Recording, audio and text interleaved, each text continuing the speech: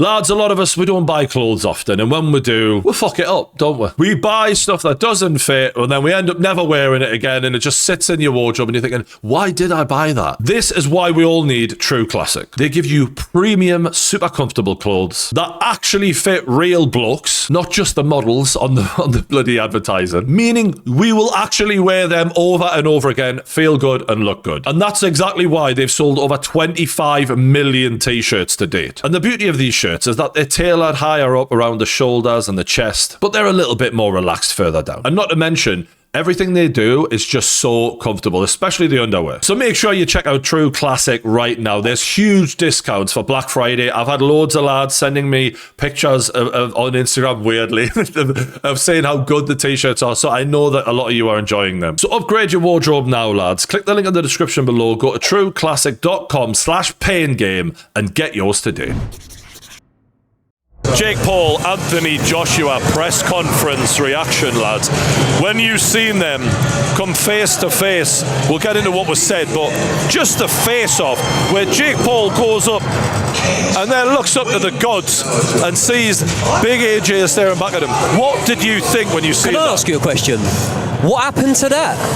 Where was it? Where was it? Because you did it against Tank. Yeah. You do it against a lot of people. Do you know what he done? Well, none of that against AJ. He looked into his chest because he wasn't ready to look him in the eye. He had to compose himself. And bear in mind, normally the confidence just spills out of him. Yeah. But he looked at his chest and just looked like. Have you ever seen anyone just stare at someone's chest as soon as they come face to face? But it took him time. It took him about 5 seconds very good to compose himself. Literally. It's a fact. I've never seen him do that before. And you're so right, Joey. Normally he gives it this instantly. Yeah. But he's been preparing for Tank.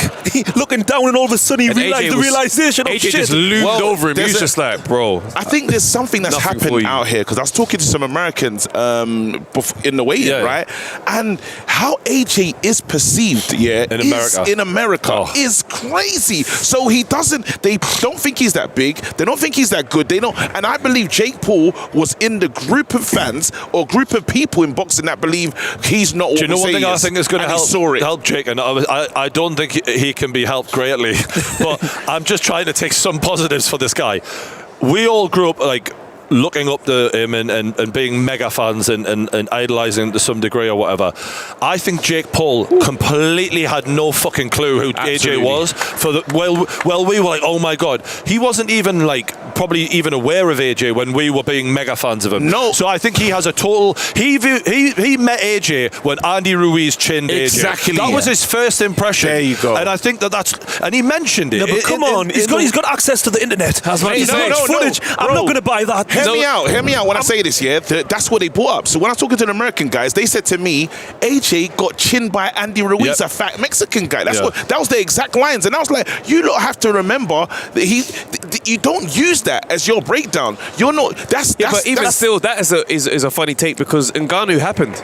And nobody thinks Jake Paul can do anything to Ngannou. Exactly. So I don't know how Jake Paul looks at those highlights and think, I can land. He's got this whole, he struggles with small fighters. And I watched shout out to Bruce, the body language expert on YouTube. Shout out, Bruce. He did a deep dive into the way Jake Paul was behaving. And there were a lot of little signs that he was pointing out where he was going, look, is Jake Paul nervous and aware that this is a fucking hard fight? Yes. But he actually has self-belief. Obviously, is it delusional? We believe so. But the point is in his mind, he thinks you do struggle with smaller fighters. Footwork, things like that can be an ally to me in there. Jesus. I just think he's mastered social media. He's been doing this since he was a child. He knows how to put on an act. He's the world's best actor. This is why Jake Paul is who he is and what he's achieved. But the point is Jake Paul isn't taking this fight for money. Jake Paul is the A side. He's giving the money out. He could have picked Crawford. Jake Paul's the A side. He is. He factually his name's first. His name's first. He offered the deal. He set the 245 weight class. He is the one who's probably taking the lion's share of the money. And he had on the table Tank Davis, Crawford, Anthony Joshua. Ngannou. I can't think for Ngannou said no. Ryan Garcia would have said yes. Ryan Garcia might have come. The point is he picked Anthony Joshua because he thinks in some corner of his mind, I can imagine a route to victory against him. And I think the Daniel Dubois fight, as mental as this is, gave him even more confidence. But it's the delusion. It's the delusion, because that means there's something about Daniel Dubois that he sees in himself. That's what I think is where it gets nuts. Like, does he watch Andy Ruiz and think, I can do what Andy Ruiz does? Exactly. This is Do you think Daniel Dubois gets backed up by Julio Cesar Chavez Jr. after 6 rounds? I don't think he does. I don't believe any of it. That's like me watching a wildlife and going, that lion's just got beat. I think I can beat him. Yeah. You know what I mean? That's the equivalent of what I'm witnessing. It's just absolute madness. I want to ask Loza, because you've obviously done fight camps, professional fight camps. He has a team of people around him who are training him, who have clearly signed off on this. They've said to him, we think you can beat Anthony Joshua. There's no way that they haven't said that for him to take this fight. What do you think of the guys around him at this point? I just think he's the boss of his empire and it doesn't matter. I think he's in such a position where they're going to do the best possible job with him to try to get him prepared, but realistically, the delusion has allowed him to make the decision, and in his mind he thinks he can win. But Anthony Joshua was supposed to fight an American heavyweight who I think's ranked about 52nd out of all the American heavyweights, which there's not that many of them. Cassius Chaney, he's not a great fighter. There is a sparring clip of Jake Paul dropping Cassius Chaney. He hits him with a right hand as he's coming in, drops him in sparring, 18-ounce gloves or 16-ounce gloves, head guard, stuff like that. That's one of the big things that I think Jake Paul's drawing confidence from, because Jake would have known. You see how we were saying, like, the plan was for AJ to secretly come out and whatever. Jake would have known that the Cassius Chaney talks were happening, and he would have probably looked at that and thought, we don't know whether he gets the better of this guy in sparring, but what we do know is there is legit footage out there of him dropping that guy. So I think that has given him a bit of belief of like, oh well, if he was going to fight Cassius from the gym, then I can fight him. No, but what he doesn't realise is Cassius was going to get smoked as well. It's attention to detail that's really scary for me, and I feel like Jake has to be with a group of yes men, because there's nobody that says to this man, this is the perfect opportunity for you. If someone has to stop him and say, brother, you're putting your life at risk. That's right. This is the first. I don't know if you lot feel like that, but I'm like, we could witness a murder, bro. He could go. This man is going into a fight against AJ. AJ, what he did to Ngannou, because I thought that was going to be closer, and Ngannou went to the shadow realm. I witnessed Ngannou literally go, and you're now telling me Jake Paul, and yes, do you know what's happened? This YouTube world, has allowed these guys to believe that anything's possible. His brother's in WWE, they're selling out drinks, they got a drink rivaling Messi's drink, they're doing all sorts of stuff. So all these little stats is now letting them believe I can achieve everything. But there's some things in life you can't achieve. And going into the ring with a heavyweight, Team GB, AJ, what day have you looked at? It's going to be the most humbling night of Jake Paul's life so far. Because when you think about how he sees the world, I can do anything. And that is going to be the moment where he feels a stiff jab and he realizes this is the one thing I can't do. Do we give him credit though? Like, considering everything we've talked about bravery tonight and whatnot, like, to go in there with someone who is a gold medalist, a world champion, who is infinitely more. And I think one thing that Jake maybe doesn't understand is, like, all right, you're a 220-pound fighter. You're fighting a 245-pound Anthony Joshua. That 25 pounds is not. That's how much stronger Anthony Joshua is than you. Like, pound for pound, Anthony Joshua, for a 245-pound man, is stronger than a 300-pound man. That's what you're misunderstanding here. You're not understanding. He moves like a 200-pounder. He's as strong as a 300-pounder. He could have been an Olympic swimmer, for Christ's sake. Like, he is a freak athlete, the likes of which you have never dealt with in your life before. There's nothing like him. The guys you're sparring, they can't lace his boots. Well, you see the memes or those videos when there's a person standing around and there's a moose, a massive wild animal, and you're saying, all the people are like, you need to move because that thing will kill you, and the person's still standing around and the moose gets up to be like, I'm a moose, what the fuck are you doing? That's what this is. It's like when they climb in the zoo enclosure and you're like, what? And then they like want to try and hug the lions or something. Do you give that person, so you ask the question, do you rate that person for bravery? Absolutely not. This is the most stupidest thing I've ever seen. Exactly. You can't even know what he's going into the enclosure. future. He's gonna get destroyed, and this is on everyone. I feel like Eubanks dead. It's one of those things that people are like debating now. Oh, have you lost respect for AJ now this is happening? I'm like, lost respect for AJ? No. This is the easiest money he's ever going to make. I'm taking it. But on that, I think let's talk about it. And we'll get on to the question from the comments in a second. Shout out to everyone in the chat. Hit the like button if you haven't already. But I must admit, I'm not saying I'm losing respect for AJ, but there was an awkwardness in me watching it going, like, I don't blame him for getting his money in because he's very charitable and he's a good man. But it was just like, I don't know. I just felt a bit weird. I felt like AJ didn't know how to act personally, and the reason I think that is because I've seen footage of AJ. I've seen footage of AJ and Jake Paul literally like chilling with each other, like having a laugh, stuff like that, whatever. And I kind of feel like with AJ, listen, AJ's never been the guy at the press conference that's like shooting his mouth off and whatnot. But at the same time, I think that he's not sure at this moment in time what's going on between us, i.e. him and Jake. Like, I think he's a little bit like.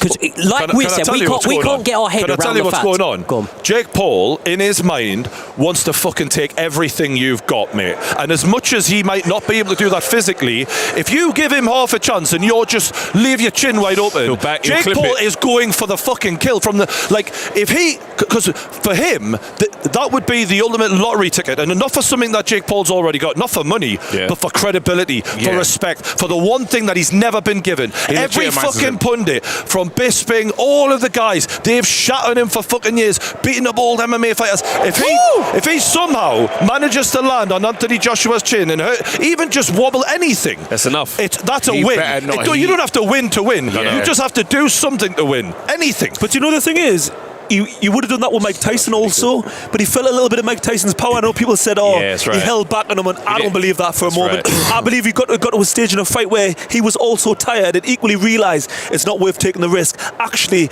I look better if I'm perceived, if I took my time, but I don't believe for a minute he did. With AJ's long legs, there'll be none of that when he steps 1 foot and is fucking halfway across the ring at you.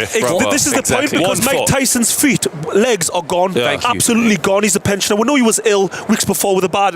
he had 4 blood transfusions, mate. Exactly. This is ridiculous. He was wheelchaired through an airport. What are we talking about? We can't use it. Look at the corrupted data we're using. We're talking about Mike fucking Tyson. There's no data. 2025. We'll know by how this fight looks whether or not there's an agreement to carry him through the fight. No, there's none of that. There's no way. I say we'll know when we watch it, because we can say that, there's no agreement. But if we are into round 6, going into 7, and these two are still in there, there's a deal. Also, can we just acknowledge the fact that would kill AJ's career. That's what I'm saying. In boxing, there doesn't need to be a written agreement. Yeah. Sometimes you have a silent conversation with your opponent in there, like, "Oi, don't try and play any games with me, and I might keep you in here for a few rounds." There we go. You try and come with fire, and I'm going to put it out straight away. But the only reason why, because this agreement conversation has been a conversation that's just been trending for a while. For multiple fights. But with no, Jake. just especially in this one, though. And you have to remember, AJ's rollouts in America haven't been great. AJ doesn't have any space to not tell the American audience, I'm legit. So he can't even carry it. He has to it has to be 3 rounds, 4 if you're enjoying yourself. Can I tell you what, like, my advice to AJ then, if I was that coach, would be don't try and satisfy that audience then. Because when he beats Jake Paul, they're saying he's not legit. They ain't going to go, oh, he's legit. They're going to go, you beat a YouTuber, so what? You know what I mean? When it happens, though, I think everyone's going to be judging the timing of how he gets it done. If he takes long, if we're in the 7th, Jake Paul should never see 7th. So the win, I've just realised what it is then. It's get past the amount of time that Francis Ngannou was in the ring for. That's right. Is that the win? That's Jake Paul. For Jake Paul. For Jake Paul, yeah. Is that the win? Pretty much. And it's a lose-lose for Anthony Joshua. However, there's a lose like you smoked AJ and nobody's impressed.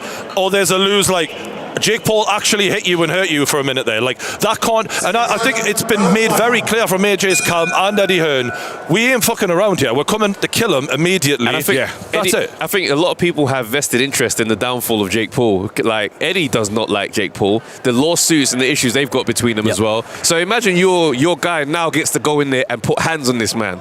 There's no way anyone around AJ's team... Not just your guy, like, as in a fighter from your stable. Your guy. My one.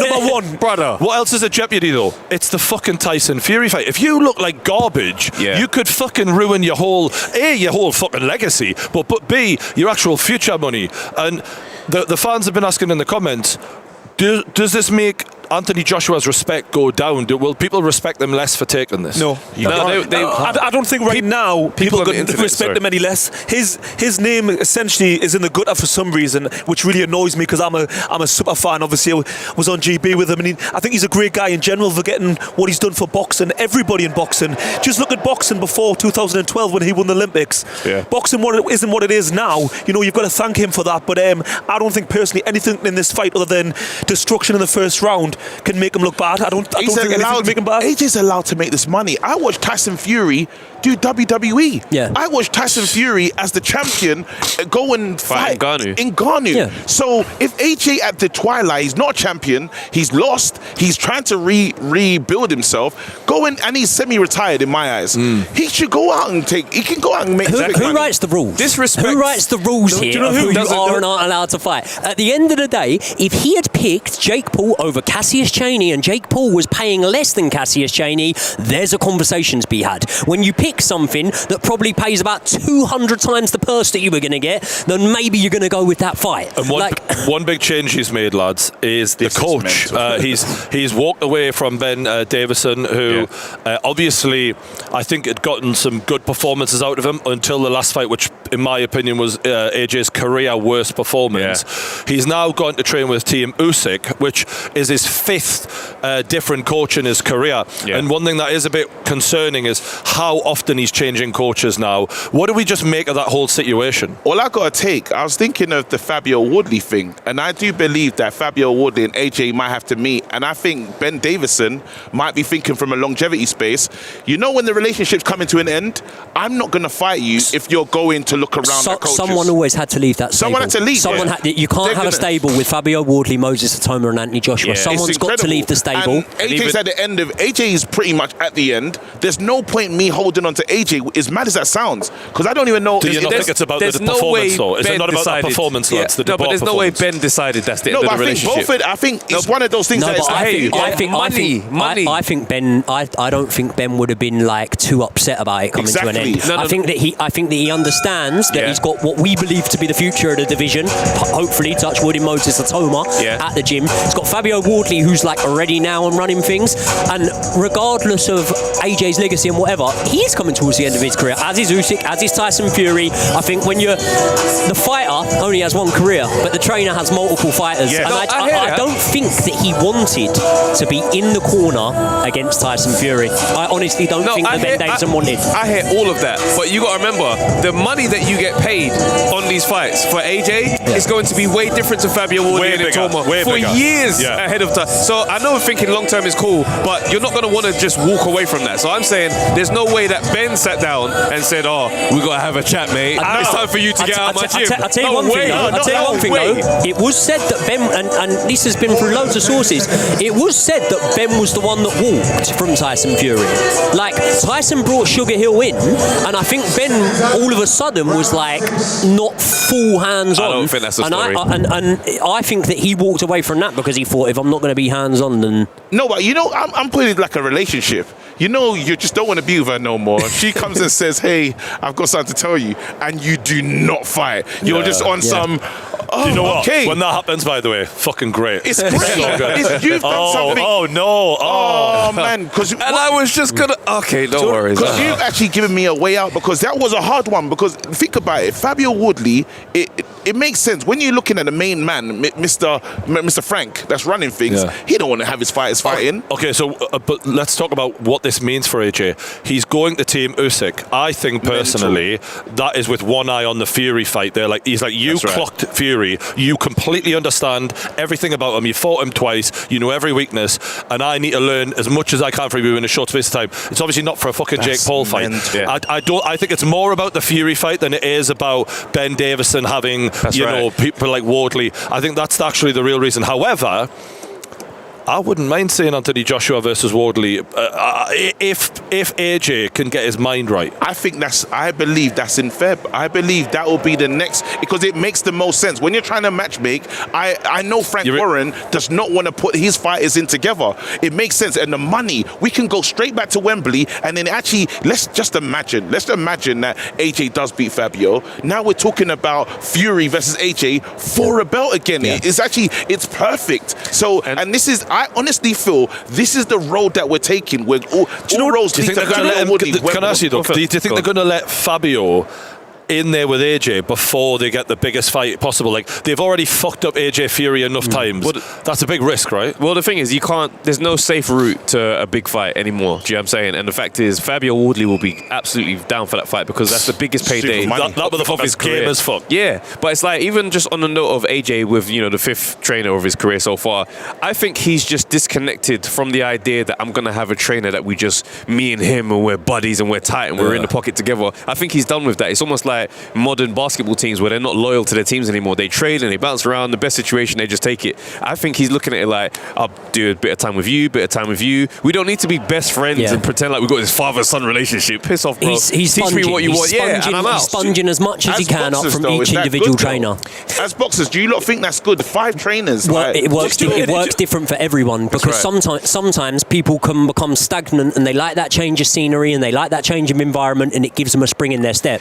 Other times, you do want that one consistent presence. I would more lean in that favour, but I think AJ's really struggled with finding the right coach, and I think Rob McCracken, in my opinion, was the best trainer for him, because AJ's a massive overthinker, and when you've got guys who are a little bit too technical, with Ben Davison, who's a real good technical coach, but he needs a guy with good reflexes, certain skills. I think Ben Davison's only good for certain styles, and I think originally when he went with him, it was because he was thinking of the Tyson Fury fight, and because he worked with him. I think that was originally the tactic, but I think now he's realised that him and Ben Davison simply don't work.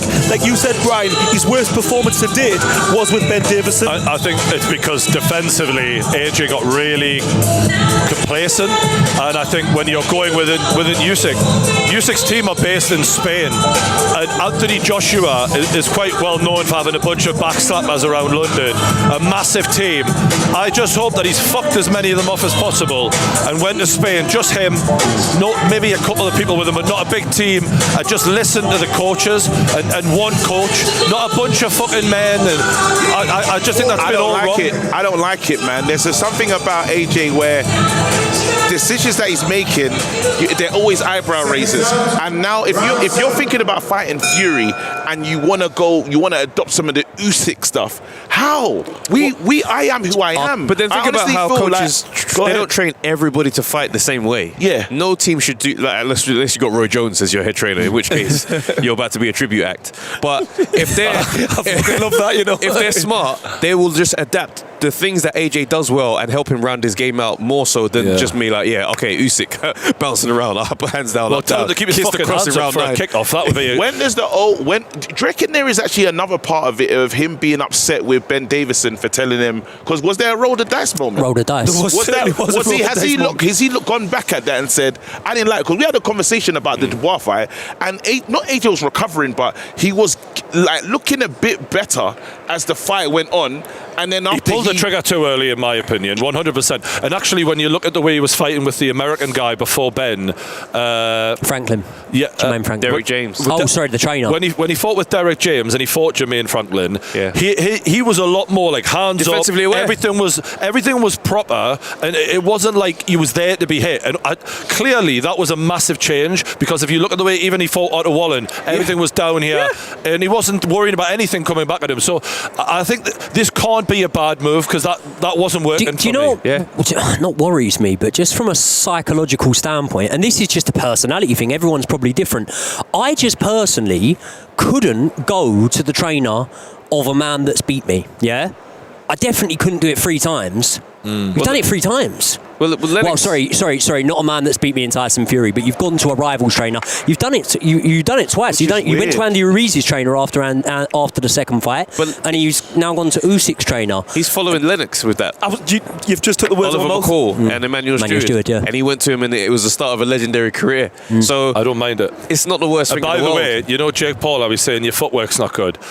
Jake Paul, I've got news for you. Anthony Joshua's footwork's better than yours, son. Yeah. And you're going to find that out. Anthony Joshua's got good footwork. No, yeah, for a big lad, especially. I think everyone used to call him a bodybuilder, but he's actually quite a loose fighter. Yeah. I think.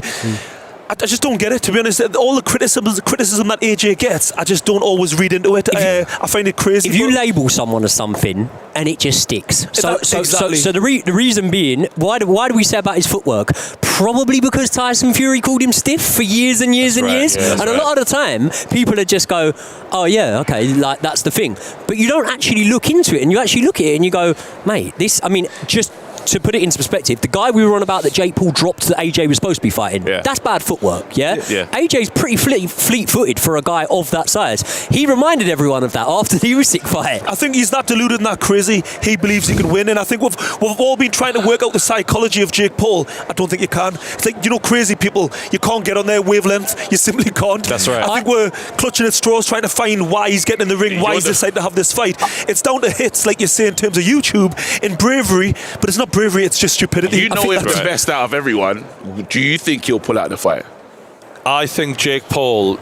Do you remember when we were young? Long time ago. When we used to watch things like Jackass. And they'd get a big boxer to belt one of them and be like, whoa, like there's a little bit of this in Jake Paul where he's like I messaged him and I was like, you know what, bro? You got fucking balls, you respect me. There's never going to be criticism for fucking taking this fight, right? And he's like, yeah, it's going to be funny, innit? I was just like, do you know why? What the fuck? Do you know why this guy's crazy? It's crazy because even legit light heavyweights, because let's face it, Jake Paul's really a light heavyweight. Absolutely, he's not a cruiserweight. Yeah. There's people like Batavia probably wouldn't get in the ring with AJ. That's how crazy it is. And you're talking about world level fighters. So this guy lost to Tommy Fury in a light heavyweight fight. Oh my god! Do you know what it is? Why haven't we mentioned this earlier? That is the perfect example. You can't beat Tommy Fury, but you think you've got a chance. Even if you want to call AJ faded past his best, he's still a young man. He's not a Mike Tyson who's 60 years of age. Could you imagine? I don't know how many of Jake Paul's fights like everyone's watched, but the Tommy Fury ones, one that everyone draws reference to, look at the size of Tyron Woodley compared to Anthony Joshua. And in the first Tyron Woodley fight, there was a debate over whether Jake won it or not. What wasn't up for debate is Jake got hurt in that fight against Tyron Woodley. Do you know what I mean? I'm not saying he got stopped, nothing like that. He did get hurt, stumbled, and I just think if that's happening against Tyron Woodley, I get you've progressed. But this guy's 50 pounds naturally heavier than Tyron Woodley. Has he progressed since Tommy Fury? No, I don't think he has. I think he's actually went backwards in a way. He believes in his power way too much. The power's one thing, and you're talking about Tyron Woodley. There's a reason why there's weight limits, not because of the power, but the ability to take a punch. Big heavyweights, bone structure, the cranium, the skull, can only take a certain level of punches. Heavyweights can take much bigger punches. This is why I think it's crazy that the fight's even been sanctioned. I was meant to fight Ezra Taylor last year, and they pulled it because I had been inactive for like a year and a half, but I'd fought at a higher level as an amateur and a professional. Yet you've got Jake Paul, who's never even fought for any level of title, going up 2 weight divisions. It's absolutely crazy. I don't think the fight should have even been allowed. It's mental. At the Paul household, because Christmas must be a madness. When they're talking about who they fought, you're getting the main man, the oldest brother, Logan, saying, "I've been in the ring with Mayweather." This guy's like, "I've been in the ring with Mike Tyson and AJ." Listen to the names. It's funny because I'm really glad you brought up the household. It's a very important point here, because I think one of the main reasons both of these boys have gone as far as they have in their life, love them or hate them, you can't take away insane levels of successes. They were so fucking competitive with each other. I mean, I don't think I've ever seen 2 brothers push each other to this level before. Maybe the fucking Klitschko brothers or something, but is entertaining as they've gone to such levels. But I feel like that rivalry, and I don't think that's the only reason behind this, because I think they're both self-motivated for their own achievements, but that rivalry is reaching dangerous places now where it's I can out-climb you. And it's like, because 1 minute, I think, like, Jake Paul was going to fight Canelo and Logan was headlining at, like, a SummerSlam, but this is getting to, like... But you know what it is? This could fucking go really wrong, lads. It's the little brother element of it. When Logan is the bigger brother and you're doing all these things, I've got to trump you. Do you know what I mean? Well, you won, but you might fucking lose. That's what I'm saying. Do you know, I think the dynamic's the opposite way round between Logan and Jake. I think the dynamic's the opposite way round. I think Logan tries to trump Jake. I seen an interview of him recently going, if I took boxing serious, of course I'd beat Jake. And I'm thinking, no, you wouldn't. You wouldn't get, like, you're not even on the same level as him, bro. I don't know, I have to disagree with you. Do you know the reason why I still watch wrestling, and what this guy has gone on to do in a ring is absolutely phenomenal. It doesn't make sense. He's doing moves. He's pulling off moves. You're talking about Logan. I'm talking about Logan. Logan is a certified wrestler. Not even a kind of wrestler, certified. He is going to be doing WrestleMania. He will be the main, he'll be in the main event. I've seen him, John Cena, with the Roman. He's in big fights. So he's actually proved himself in this space. Now, say what you want to say about, is it real? Well, you know what it is. But the risk is there because the moves that he's doing he's legitimate. He's a daredevil as well. He's legitimate. They're both fucking crazy. But the other one's not legitimate. There's one person that's legitimate in his field, and you've got Jake, who is not legitimate, and he's saying, how can I legitimize myself to boxing? My brother's done it in his field, and that's why I said, well, I'll fight AJ. It's mental. It's all to be respected by his peers.